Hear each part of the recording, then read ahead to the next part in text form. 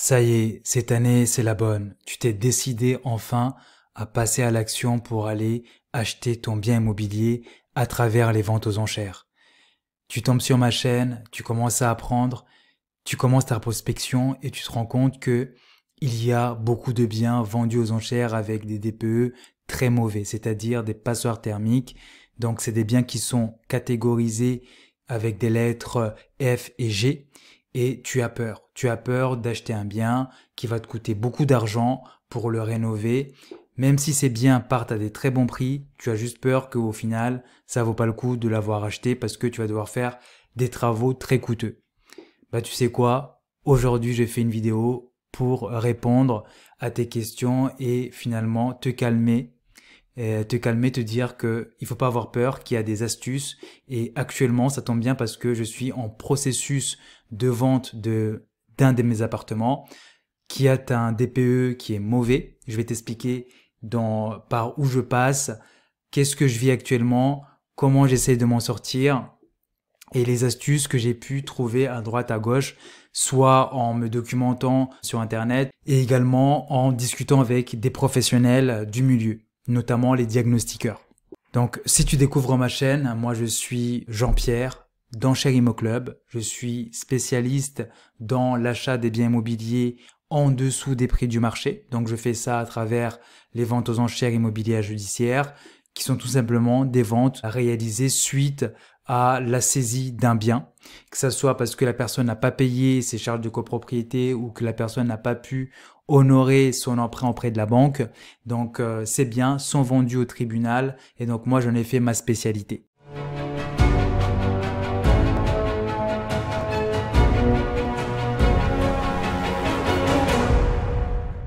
Dans cette vidéo, je vais t'expliquer comment tu peux améliorer ton DPE sans mettre sur la table 10 000 euros, 20 000 euros, 30 000 euros, donc avec simplement un petit budget. Pourquoi c'est important de savoir comment tu peux améliorer un DPE sans te ruiner? Tout simplement parce que c'est un avantage par rapport à tes concurrents, que ça soit dans les ventes aux enchères, quand tu essaies d'acheter un bien dans les ventes aux enchères, ou dans le marché classique. Parce que la plupart des gens ne connaissent pas ces informations. Et donc le fait de savoir que tu es capable d'améliorer ton DPE sans mettre beaucoup d'argent sur la table, ça va te permettre de faire des offres beaucoup plus intéressantes pour le vendeur. Et donc là, tu auras beaucoup plus de chances de remporter ton enchère ou tout simplement signer un compromis de vente et doubler la concurrence. Donc tu vas voir dans cette vidéo, c'est assez simple et ce que je te partage là, c'est des choses que je vis actuellement. Cette vidéo-là, tu vas voir, c'est des astuces qui sont vraiment terre à terre, que tu peux appliquer du jour au lendemain si tu as la volonté de le faire. Donc on va commencer par une astuce que j'avais déjà partagée il y a 2 semaines, ça concerne les petites surfaces. Actuellement, les petites surfaces, l'État a décidé de revoir la façon dont on calcule le DPE. Donc, concrètement, ce qui va se passer si tu vises un bien qui a une superficie inférieure à 40 mètres carrés, tu vas voir, tu es capable, à partir du 1er juillet, tu seras en mesure d'avoir un DPE favorable. Mais attention, ça concerne, même si ton DPE est une petite surface, il faut quand même aller faire l'exercice sur le site de l'ADEME. Je l'avais expliqué il y a 2 semaines. N'hésite pas à aller regarder la vidéo. Je t'explique comment tu fais pour voir si ton bien finalement va être impacté par cette nouvelle façon de calculer. Et donc si, admettons, si tu as un DPE qui est en passoire thermique, si tu seras en mesure de gagner une lettre ou deux. Donc je t'invite vivement de regarder la vidéo que j'ai faite la semaine dernière. Ensuite, l'autre astuce, c'est multiplier les diagnostics. Je t'explique. Je vais te donner un cas concret. C'est quelque chose qui m'est arrivé dernièrement. Donc actuellement, je suis en train de vendre un appartement situé en région parisienne. C'est une petite surface, un 28 mètres carrés, extrêmement bien situé à 20 minutes de Paris. Et en fait, pour te donner une idée, c'est que quand j'avais acheté ce bien, le diagnostic mentionnait que c'était la lettre D. Donc moi j'étais sûr que j'avais pas à m'inquiéter par rapport au DPE parce que je savais que la lettre était D.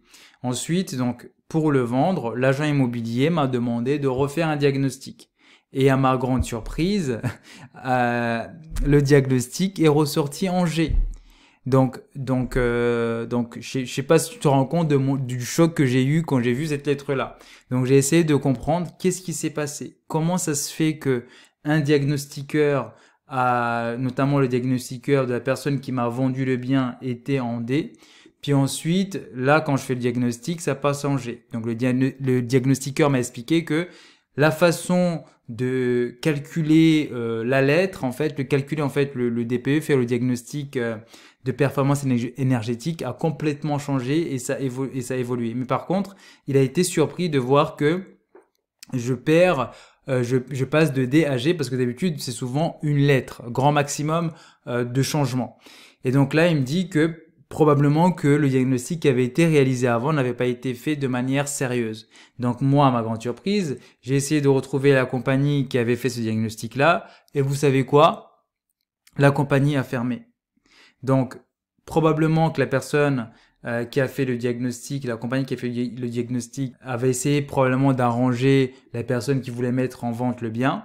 Donc là, je me suis fait avoir et je me suis pas lamenté sur ma situation. Donc j'étais très surpris par la lettre G et en discutant avec le diagnostiqueur, je me suis rendu compte qu'il y a beaucoup d'éléments qui sont subjectifs. C'est-à-dire, c'est en fonction du diagnostiqueur d'évaluer un élément. Je donne un exemple. Par exemple, moi, j'avais installé une VMC. En fonction de comment le diagnostiqueur classe la VMC, en fait, ça impacte directement la lettre. Et donc là, je lui pose des questions et je vois qu'en fait, il y a pas mal d'éléments de ce genre, c'est-à-dire que finalement, il y a beaucoup d'éléments qui sont en fait subjectifs et donc c'est au diagnostiqueur de décider où est-ce qu'il va mettre le curseur. Donc ça, déjà, ça m'a interpellé. Donc je me suis dit, ah tiens, là, il y a quelque chose. Et donc, j'ai discuté avec le diagnostiqueur, je me suis rendu compte qu'il n'était pas sûr de lui par rapport à la lettre qu'il m'a donnée. Donc moi, j'étais vraiment pas content parce que bon, quand on achète un appartement, avec la lettre D, on se dit qu'on est à l'abri de tout ce genre de choses et puis on se rend compte finalement qu'on est classé en G. Et donc là, je me dis, bon, il faut que je fasse quelque chose, je fais appel à un autre diagnostiqueur. Donc, de mon côté, pour faire un diagnostic, un DPE, ça me coûte 90 €. Donc là, je paye de nouveau un 90 € et là, à ma grande surprise, la lettre qui ressort, c'est F. Donc j'ai gagné une lettre sans faire de travaux, tout simplement parce que les diagnostiqueurs, entre eux, ils ont une façon d'évaluer qui est différente. Donc ça, c'est mon premier constat.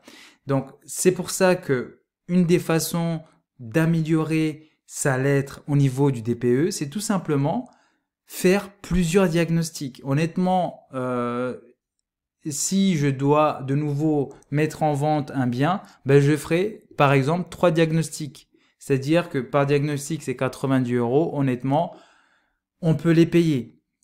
On peut les payer surtout si on gagne une lettre sans faire de travaux. Donc là, là, je suis toujours en passoire thermique, mais au moins j'ai gagné une lettre. Mais je vous dis, admettons, si vous passez de F à E, c'est extrêmement intéressant parce que les biens qui sont classés E vont être interdits à la location en 2034. Donc c'est vraiment, c'est très bien. Même de mon côté, je suis passé de G à F. Ça veut dire que je vais avoir beaucoup plus de visites pour le bien que j'essaie de vendre. Et typiquement, ça veut dire que là, au lieu que mon logement ne soit plus, que je pourrais plus le mettre en location à partir de 2025, là, ça sera à partir de 2028. C'est très important. Et le nombre de visites sur mon bien a augmenté juste en passant de G à F. Donc, ne négligez pas cette astuce-là. Ensuite, c'est faire uniquement les travaux nécessaires. Ok, je vais t'expliquer. Donc pour ça, je vais te montrer. Donc là, typiquement, ça c'est ce que tu vas retrouver dans un DPE. Donc dans un DPE, le diagnostiqueur va venir, il va faire il va faire son analyse et puis ensuite il va te donner une lettre. Ensuite il va te dire si tu as envie de passer par exemple de F, donc là de F à A, tu dois faire un certain nombre de travaux. Donc là typiquement pour passer de F à A, donc je dois faire l'isolation des murs, je dois changer en fait le système de chauffage par une pompe à chaleur et aussi au niveau d'eau chaude sanitaire, je dois remplacer le système actuel par un appareil de type pompe à chaleur. Donc là, tu comprends tout de suite que c'est des travaux qui sont très coûteux. Et la personne a estimé ces travaux-là entre 9 000 et 13 600 euros. Donc c'est très important comme coût des travaux. Mais ne panique pas. Quand tu vois ça, ne panique pas. Je vais t'expliquer. En fait, toi, ce que tu veux, si admettons, tu vois un appartement qui t'intéresse, c'est de passer de F à E par exemple. À E, c'est pas mal parce que ça te permet de louer ton bien jusqu'en 2034. Mais idéalement, il faut viser le D. Donc ça veut dire le D, l'interdiction de louer des appartements classés en D, ça arrivera beaucoup plus tard que 2034. Donc l'idéal, c'est non pas d'aller chercher le A, ça sert à rien, juste tu te focalises sur le D. Donc typiquement dans ce cas-là, moi pour passer au D, je dois juste isoler un mur. Donc là, ça change tout. Ça veut dire que le montant qui a été estimé autour entre 9 000 et 13 000, bah là, typiquement, le mur que je vais isoler, c'est un petit mur. Ça va me coûter entre 1200 et 1600. Donc, vous vous rendez compte l'économie que j'ai réalisée simplement en essayant de comprendre comment les choses fonctionnent. Donc, moi, de mon côté, actuellement, mon appartement est en vente. J'ai eu là des offres. Là, donc là, je vais voir si je continue, si j'accepte ou pas les offres. Mais si, admettons, je souhaite, je sais pas, le vendre à un prix au-dessus des prix du marché, ben là, je vais juste isoler un mur et je vais passer en D. Donc, je vais mettre sur la table 1500, mais peut-être même 1200 sur la table. Pour gagner plusieurs lettres et passer en D. Et donc là, je vais pouvoir faire une meilleure plus-value. Donc là, pour le moment, j'hésite parce que j'ai quand même des offres qui sont assez intéressantes. Il faut que je les analyse. Mais vous voyez déjà comment la situation a évolué. Ensuite, donc si admettons, vous tombez vraiment sur un cas très compliqué, c'est surtout, ça arrive souvent pour les maisons, où là, bah, malheureusement, vous devez faire tout ce qui est pompe à chaleur, vous devez, je sais pas moi, changer la toiture, faire une isolation sur, je sais pas, sur 10 murs. Là, effectivement, ça peut chiffrer assez cher. Donc là, l'astuce, ne paniquez pas non plus. L'État a mis en place des aides assez importantes. Et à chaque fois, je suis étonné à quel point vous pouvez faire des travaux qui vous coûtent extrêmement cher et l'argent que vous devez mettre sur la table reste assez raisonnable.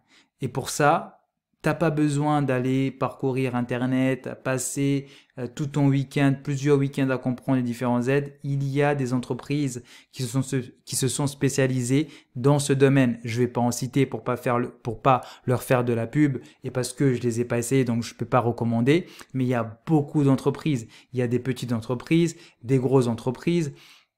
Et donc ces personnes-là, en fait, vous faites un appel avec eux, vous expliquez votre situation. Eux, ce qu'ils vont faire, non seulement ils vont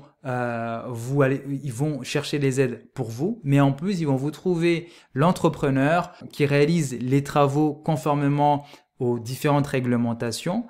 Et en plus de ça, vous n'avez pas à avancer les fonds. Donc ça veut dire que vous allez juste payer finalement la différence entre les aides de l'État que l'entreprise a réussi à collecter pour vous et vous payez juste la différence. Donc ça aussi, c'est un élément à considérer. Donc voilà, c'est cette petite vidéo que je vais te partager. J'espère que ça va t'aider, j'espère que ça va te rassurer, j'espère que ça va te permettre de prendre le dessus sur tes concurrents qui probablement ne connaissent pas ces astuces-là parce qu'ils ne sont pas abonnés à ma chaîne. Donc toi, si tu n'es pas abonné à ma chaîne, tu sais ce qu'il te reste à faire.